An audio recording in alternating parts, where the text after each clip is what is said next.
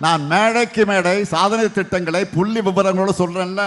நான் கேட்கிறேன், என்றைக்காவது ஒரு நாள், ஏன் ஒரே ஒரு நாள் பழனிசாமி தன்னுடைய சாதனைகள் இதுன்னு பட்டியல் போட்டு பேசி இருக்கிறாரா?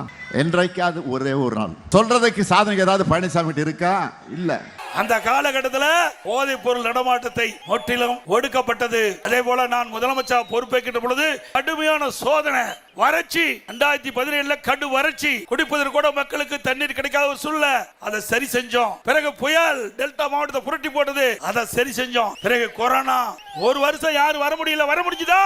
இன்றைக்கு கண்ணுக்கு தெரியாத காற்றில் விஷக்கருவிகள், கொரோனா என்ற விஷக்கருவி பரவி அது யாராவது பாதிக்கப்பட்டா உடனடியா உயிருக்கு ஆபத்து ஏற்படுகின்ற சூழ்நிலை. அந்த காலகட்டத்தில் கூட அதிமுக அரசு சிறப்பாக செயல்பட்டு, திறமையா செயல்பட்டு, விலை மதிக்க முடியாத உயிரை காப்பாற்றிய அரசாங்கம் அதிமுக அரசாங்கம்.